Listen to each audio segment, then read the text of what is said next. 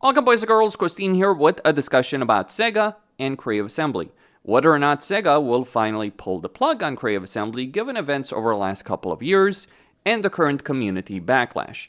The short answer to that question is a likely no.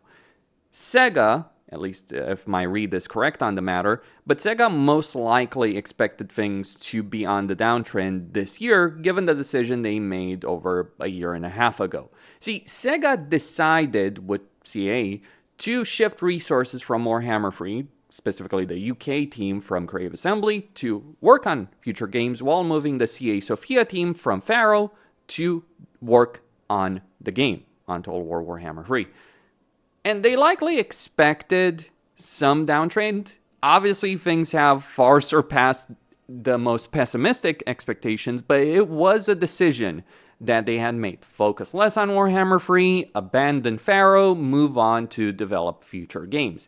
But the problem is, that strategy, while logical, has a ton of landmines for both SEGA and Creative Assembly. If we look at the current situation right now on Steam, given the negative reviews, we can see that it's overwhelmingly negative in terms of recent reviews and mixed in terms of overall reviews, at least for English. There's, of course, other languages as well. The only reason it hasn't surpassed the Shadows of Change negative reviews up at this point is really because Battlefield 6 came out. That's taking a lot of energy from pretty much everything related to gaming, but that's only really a temporary reprieve. And also, the CA kind of calmed things down with some of the posts they've made saying, we're going to release a hotfix, we're working on it, we're developing it, we're looking at various things. That's good to calm things down, especially in combination with something like Battlefield 6 just taking a lot of the energy in the gaming space at the moment. But it's just a reprieve. It is not a solution. And to be quite honest on the subject, I think that there is no short-term solution for this problem for either Creative Assembly or CA. Tides of Torment is absolutely going to suffer because of this backlash. It's going to sell less, it's going to get more negative reviews, even if it is the best content that Creative Assembly has ever made. And if it has issues, that is where things get nasty. We will very likely surpass the Shadows of Change negative review numbers by the end of the month. We might even surpass some of the worst negative reviews that Creative Assembly has ever gotten in Total War history if Tides of Torment doesn't end up working well. But again, that is not enough for SEGA to pull the plug on CA. It just means in the short term, things are going to be very negative for them because SEGA made that decision. The problem is, Creative Assembly has just pissed off a vast number of their core audience. To give an idea, on Steam right now, based on online statistics, there's something like 20,000 people playing constantly, give or take. Or at least it was before everything blew up and Battlefield 6 came out. 20,000, 30,000. That means there's over 100,000 active users every day in Warhammer 3.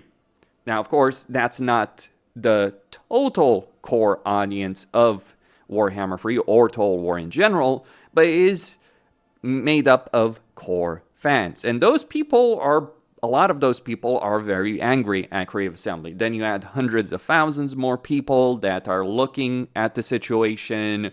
There are more tourists that are looking at what's happening, why it's happened, and they're not going to be too excited over anything that Creative Assembly is going to do.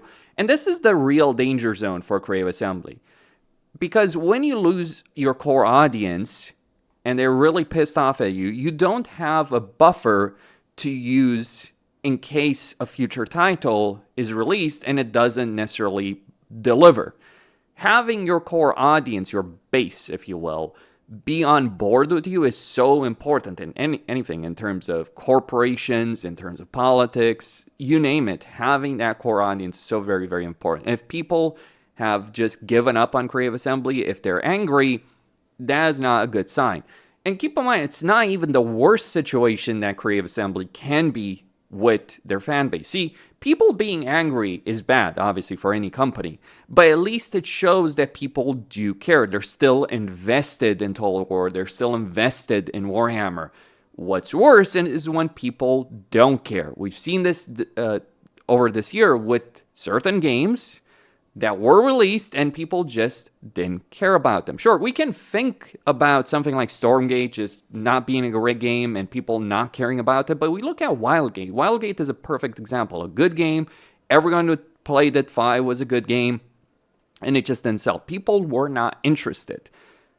If the core audience of Total War stops caring about what Creative Assembly is doing and stops engaging on this, even if it is with negative reviews, that is when things get very, very ugly for Creative Assembly, and that is when SEGA might just pull the plug on them as a company. Now, my personal perspective on this is Creative Assembly is unlikely to be shut down completely, right? There's going to be a Creative Assembly. There's still the brand name. There's still some value there. If they do remove the brand name, then you know how bad things have gotten. But they might just get rid of everyone involved in the company or a vast number of people. They did this before. This is not some unusual news. This is the thing. Creative Assembly can screw around, and people will argue that, well, they've pissed off the community before, people get outraged, they apologize, they release some fixes, things go back to normal. No, the CA no longer has that buffer. They no longer have their safety net.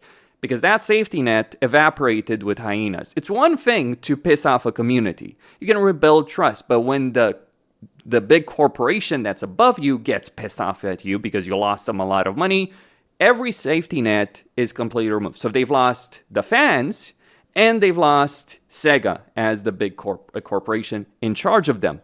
Because they lost $100 million with hyenas. So you can bet that SEGA is not happy about that.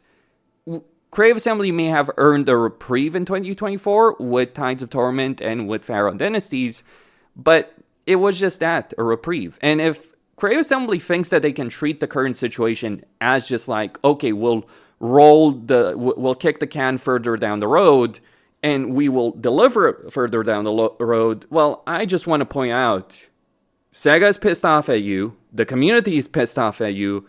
What's your game plan in all of this? Because I really would like to know what SEGA is thinking, what Creative Assembly is thinking on the subject. I have an idea of what their plan is, but I just want to point this out. Their plan is obviously to get a new audience, but that's what they tried with Free Kingdoms. It didn't work out. That's what they tried with Hyenas. It didn't work out. We don't just have one or two failures. Yes, Free Kingdoms sold a lot of copies. Yeah, great. Do you know how that ended up? With those new fans, they just vanished. A lot of them quit. Sure, some stayed around, but a lot of people that Creative Assembly was hoping to bring in Total War with Free K just didn't care about it. They tried to go down the shooter path. People didn't care about it. That's why Hyenas was canceled. So this is the third time that SEGA and Creative Assembly, or really fourth time that SEGA and Creative Assembly, or CA themselves, is, okay, how do we grow our audience? How do we get a new fan base beyond our existing one? The only time, I should point out, the only time this has ever worked for them as a company has actually been with Total War Warhammer. Warhammer 1, while not the best game ever released, did do something that other Total War games had not done, or even something that Hyenas didn't do, in that it grew their core audience. It brought in new people that have stayed around for over a decade at this point. That is genuine success. And it's about creating a new generation of fans that are invested in your product. But the problem is, they've lost a good portion of the historical fans, okay? But the audience has grown overall, because a lot of historical fans are kind of whatever, right? We just want to play Total War, right? I say this as someone who's deeply invested in history, deeply invested in Total War, has played the series for almost 20 years at this point. To me, Warhammer was a good match, and it actually did improve on a lot of things. Yes, I would like a good historical game, but, I'm not really upset if they never deliver another one of those. Just pointing out. Would be great, but not why I play Total War, specifically. Would be awesome, however. But they've lost some historical fans, to be certain. Not necessarily as many as some people think, But now they're also losing the Warhammer fans. So what do they have left? If they've pissed off the historical audience and the Warhammer audience, and they've pissed off historical fans that stuck around with them throughout the years, that do enjoy Warhammer, and now they're losing those people, and they no longer have a safety net on either a corporate level or a community level. So what comes next? Based on current rumors, the next Total War game is going to be Total War 40k, as well as Medieval 3. We don't know that for certain, but what we do know for certain is they are working on 2 Total War titles alongside Alien Isolation 2. And that is likely their game plan. Release 2 new games, just keep Warhammer 3 going, release 2 new Total War games, Alien Isolation 2, get new fans, get people invested, grow the community. But this is not the same situation as we were when Warhammer 1 launched. And here's the thing. Total War has always gotten by doing these kind of things, and CA has gotten by doing these kind of things, not just because of their hardcore community, not because of the safety net that they had with SEGA, but also because there wasn't necessarily that much competition in the strategy gaming sphere for Total War. But next year, we do have Dawn of War 4, we do have Mechanicus 2, and we may end up having Total War 40k. Now, if all these games end up being great, awesome, that's the ideal situation for a lot of people, including myself as a content creator, and other content creators as well. But if one of those games is not doing as well as the others, then a lot of people are just going to jump ship. We have other games to play. We have other games to cover as content creators and as players. There are better things to invest our money into. So that's something worth pointing out on this subject. I do hope that this acts as a wake-up call for Creative Assembly, because if it doesn't, and they just keep doing things as they've done before, and if we get another year like this one where we've waited for a DLC for almost an entire year and we've gotten undercooked proving grounds and half reworks, with the exception of Kislev. I think Kislev was the only really good thing that they did this year. Everything else has been really undercooked and half done. If we get another year like this, that might just be it. Realistically, I think we have to wait for those games to come out, see how people react to them, see what kind of reception those games get, see how well they do, how well those sales are, but ultimately we are in the danger zone. We're not in the Twilight Zone just yet, but we can see it from here. That would be my perspective on this entire subject. Hopefully this all pans out very well.